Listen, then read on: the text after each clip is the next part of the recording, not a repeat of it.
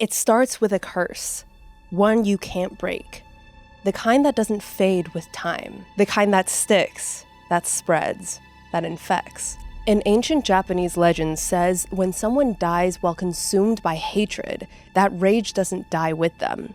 Instead, it lingers, dooming anyone unlucky to enter. Welcome to Twisted Tales, a Crime House original. I'm Heidi Wong. Every Monday, I'll take you deep into the true stories behind horror's biggest legends. From vengeful ghosts to bloody slashers to alien encounters and more, these real-life accounts are guaranteed to keep you up at night. But scary stories aren't any fun if you're telling them alone. If you've ever had a haunted moment or a twisted tale of your own, I want to hear about it. Drop it in the comments. The creepier, the better.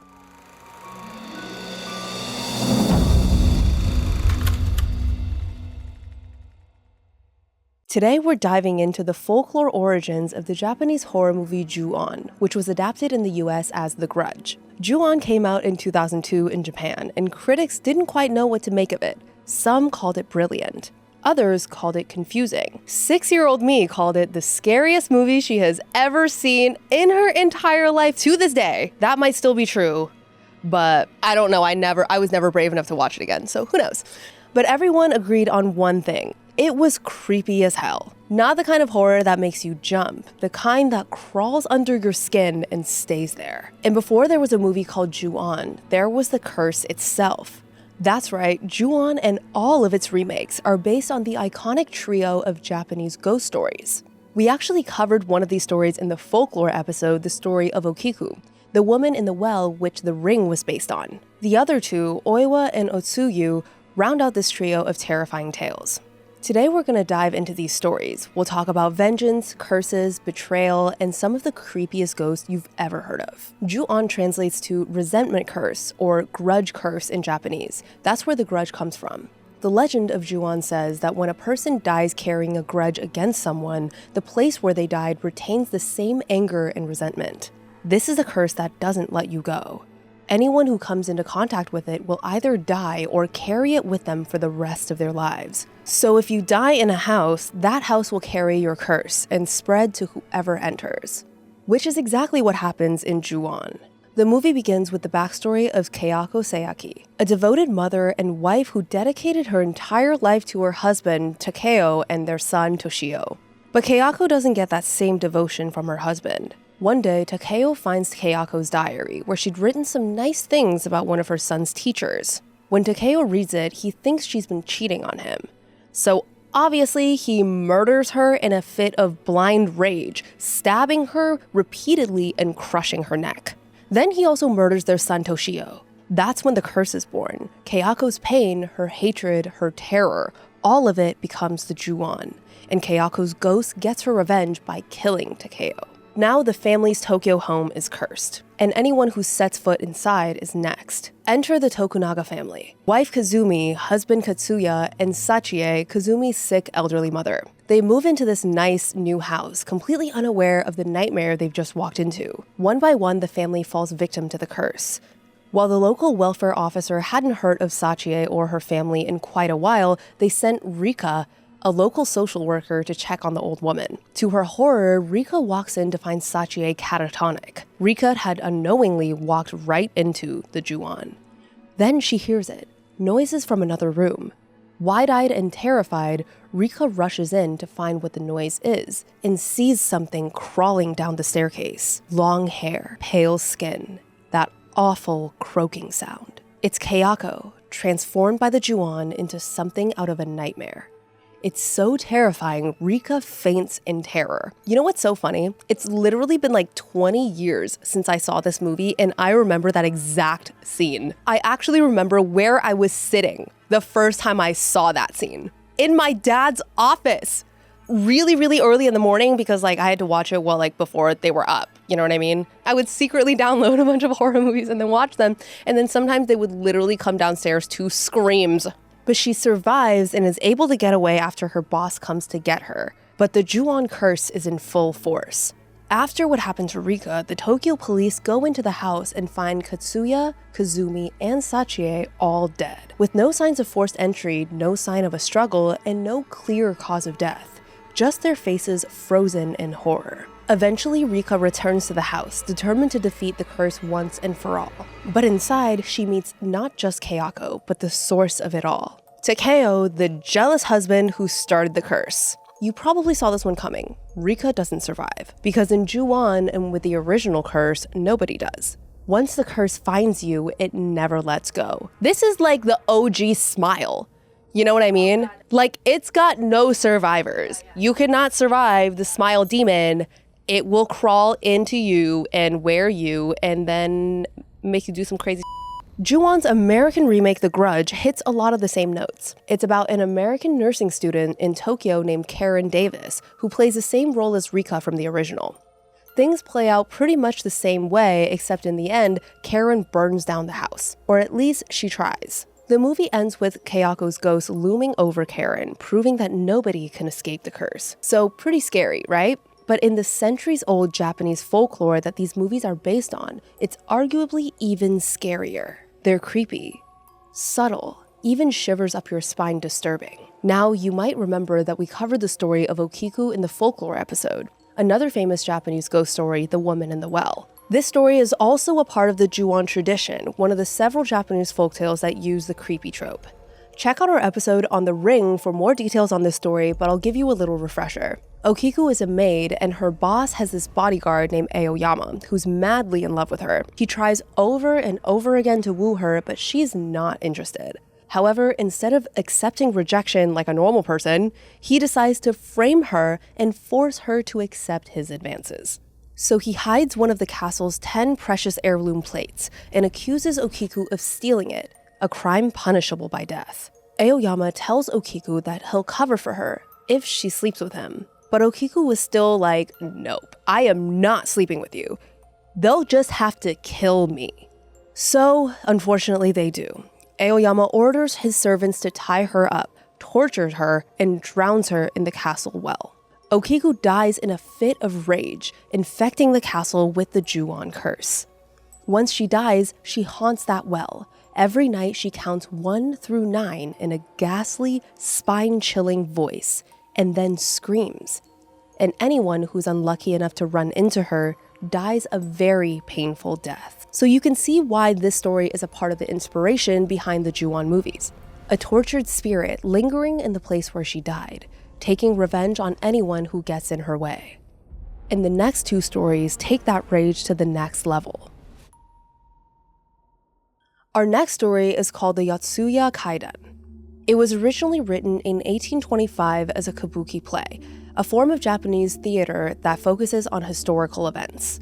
And this story is apparently based on real people from the 17th century. It starts with a samurai named Tamiya Iemon. He's married to Oiwa, who's a really great wife. But her dad did not like her husband, who was a masterless samurai, which makes him pretty low on the samurai food chain. And not only that, but Tamiya isn't exactly an honorable guy, to put it mildly. He's a liar and a thief, and it's not long before Oiwa's sick of it. So she decides to leave Tamiya, which he does not react well to. He tries to go after her, but her dad stops him. Yotsuya tells Tamiya it's over. He knows about all the bad things he's done and that he'll turn Tamiya in if he doesn't divorce Oiwa. Well, Tamiya doesn't react well to that either. He draws his sword and kills the dad in a fit of rage, bringing on the Ju-on curse. And this is only one of the several anger-fueled murders in the story. When Tamiya catches up to Oiwa, he says that he saw a stranger kill her father. And he promises that if she gets back together with him, he'll avenge his murder. She falls for it and agrees to stay with him, and they even have a son together. But to no one's surprise, having a kid doesn't change Tamiya's ways. Before long, he starts getting tired of Oiwa. She gets sick after giving birth, and they don't have a lot of money. Plus, there's this girl named Oume, who's got her eye on Tamiya. Her family are the rich and influential Itos. They live in a big mansion in Tamiya's neighborhood, and they really want her to end up with this guy that she likes. And Tamiya, bored with his wife, definitely wouldn't mind ending up with this super pretty, really rich girl who lives just down the street. So the Itos send Oiwa a medicine that secretly contains poison, and it horribly disfigures this poor woman's face without her realizing it. And Tamiya, who we already know is pretty shallow, is now even more desperate to get rid of his wife. Not only are they not getting along, but her face is all contorted. But Oiwa, who doesn't know that her face has been mutilated, cannot for the life of her figure out what's up with her husband. He's not attracted to her anymore, and he's being even more of a jerk than usual. And that's putting it mildly. And in his plot to get rid of her, Tamiya asks one of his friends to assault Oiwa so that he can accuse her of having cheated on him and have a justification for divorce. But thankfully, unlike Tamiya, the friend has a conscience and instead brings her a mirror. She sees her deformities and realizes that she's been betrayed by her husband, by their neighbors, and by the doctor who gave her the poison medicine. And she's not gonna just take this lying down though.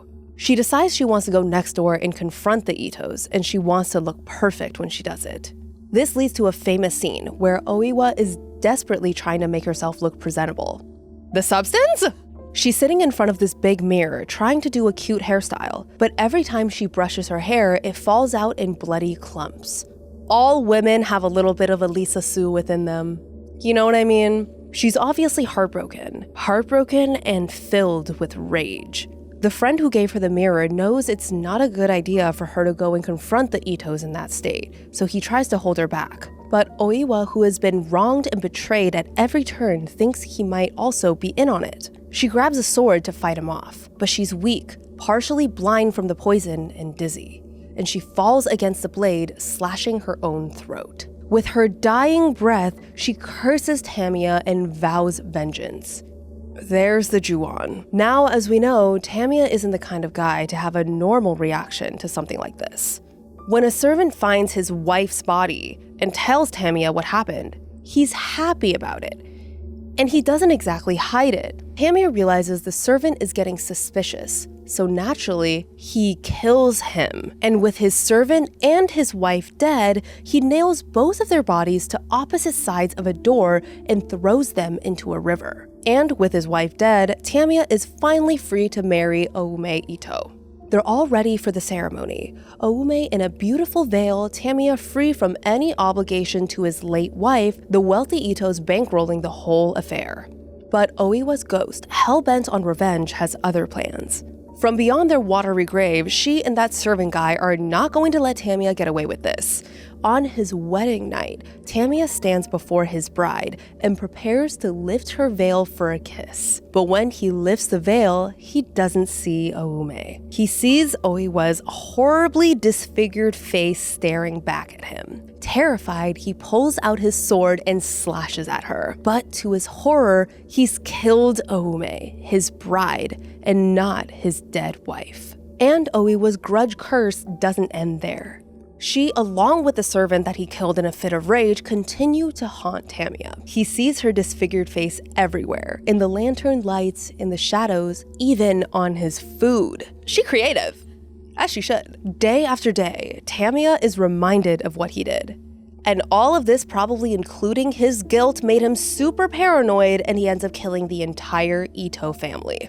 He feels like he's going crazy. One night, Tamiya tries to calm himself down by fishing at a lake called Dead Man's Ditch. It's giving foreshadowing, I feel like. He's about to be the Dead Man's Ditch. Which is the same lake where he had gotten rid of the bodies of his wife and servant. While he's fishing, a door begins drifting towards him. Yeah, that door. The door with the servant and Oiwa's body nailed to it. He watches, terrified, as the corpses approach him in the murky water. The door washes up right next to him. And then Oiwa's corpse raises an arm and speaks. What exactly she says varies in different versions of the story, but it's something along the lines of, "Let the leaves of the Tamiya and Ito family branches wither to exercise my vengeance." Which I have to say is pretty badass. Fun fact, the infamous pale-faced, stringy-haired woman that comes crawling down of the stairs in the Ju-on film and The Grudge, some people theorize that the trope comes from the story of Oiwa.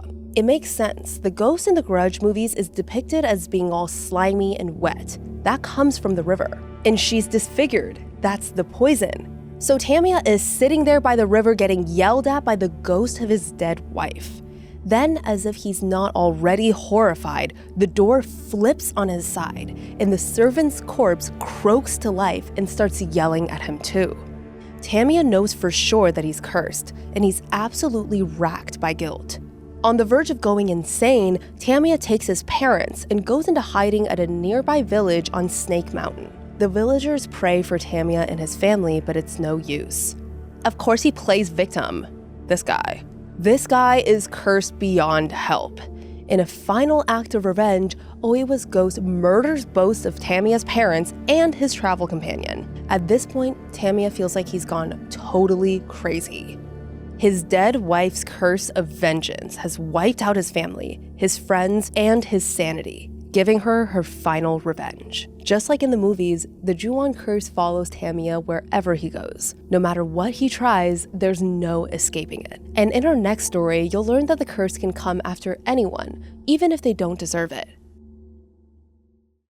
Just like the story of Oiwa and Tamiya, the story of Otsuyu and the Peony Lantern is ancient and has a lot of variations.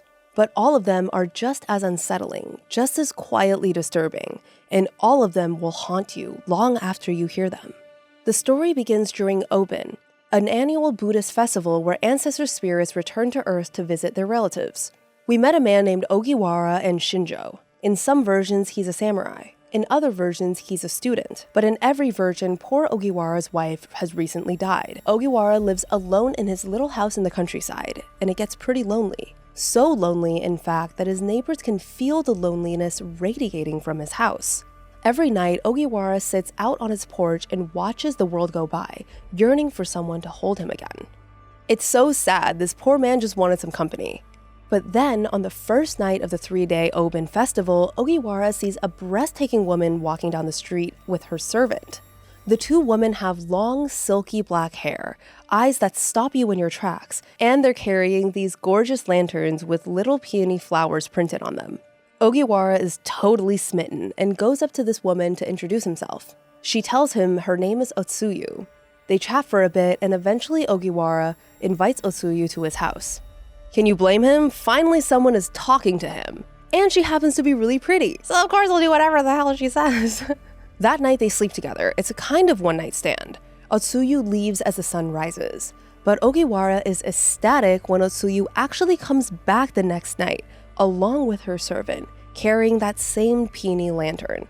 They sleep together again, and she leaves in the morning. Every night, Otsuyu comes back. That is sketchy as hell.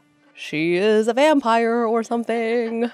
Soon enough, Ogiwara is completely in love with her. She returns night after night for almost a month.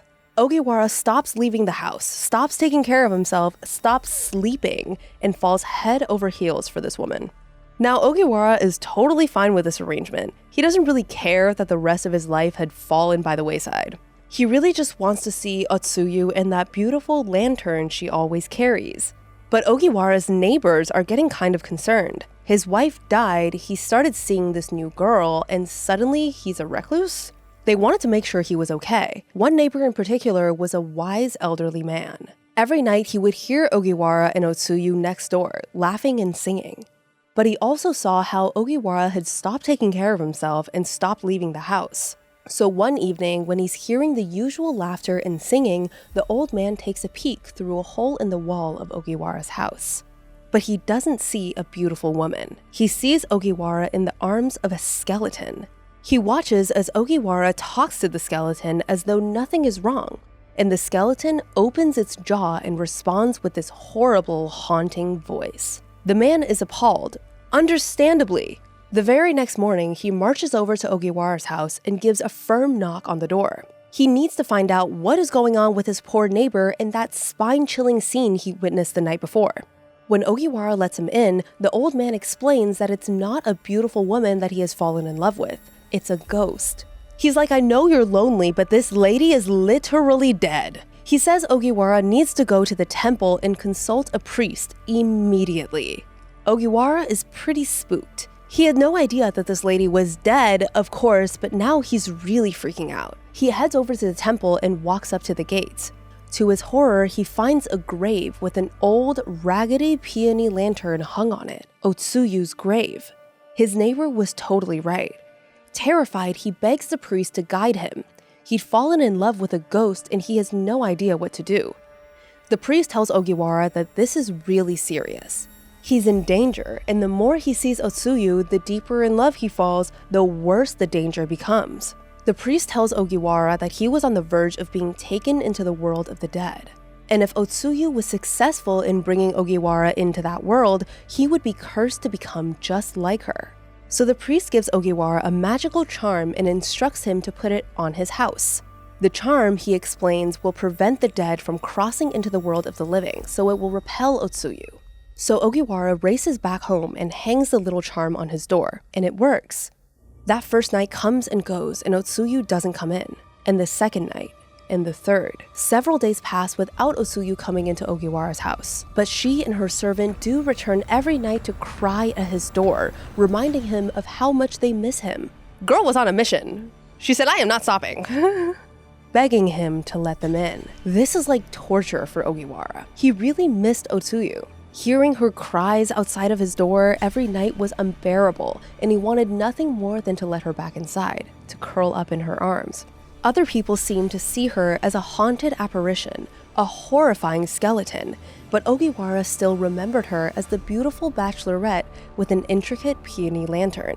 One night, days after he last let her inside, he starts drinking. Now, there are a couple versions of the ending of the story. In one version, Ogiwara decides in his drunken stupor to walk back to the temple to visit Otsuyu's grave. To his delight, Otsuyu is there at the temple gates, waiting for him. He happily followed her as she guided him back to her gravesite and then to her coffin. In another version, he finally gives in and removes the charm on his door, letting Otsuyu and her servant inside. But in both versions, that night is the last time anyone hears from Ogiwara. After several days go by without so much as a peep from him, the priest starts to get worried. Maybe the charm had worked and Ogiwara didn't need his advice anymore. Maybe something more sinister had happened. Ogiwara's neighbors are getting worried too. They go to his house and he's nowhere to be found. They rush to the priest and explain that Ogiwara wasn't at home, and that he was usually always at home. The priest had a sinking feeling that he knew exactly where to look. He guided Ogiwara's neighbors to the graveyard, where they walked up to the tomb of Otsuyu and her maid. The priest pried open Otsuyu's grave, and he saw Ogiwara's corpse wrapped in the bony arms of Otsuyu's skeleton. In a moment of weakness, perhaps in a moment of drunkenness, Ogiwara had given in. In his last embrace of Otsuyu, she had dragged Ogiwara into the world of the dead and doomed him to live out his days the same way as her. Ogiwara had reached for eternal love, but found eternal torment. Laying there in his dead lover's coffin, Ogiwara's face was fixed in an expression of pure terror. Just like the faces of Katsuya, Kazumi, and Sachie laying dead in their cursed home in Tokyo. And also just like them, Ogiwara was touched by something evil from beyond the grave, something that wouldn't let him go. Ju-on and the 3 stories that inspired it show how dangerous rage can be, not just for others, but for ourselves. It can trap us in an endless cycle of pain, violence, and despair, and by the time we realize it, there's no escaping it.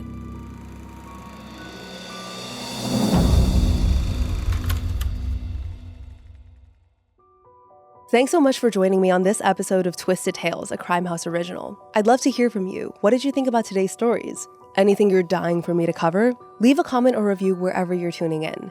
And make sure to follow Twisted Tales so we can keep building this community together. I'll be back next week with another unbelievable true story. Until then, stay curious. And remember, there's no reason to fear the dark unless you try to hide from it.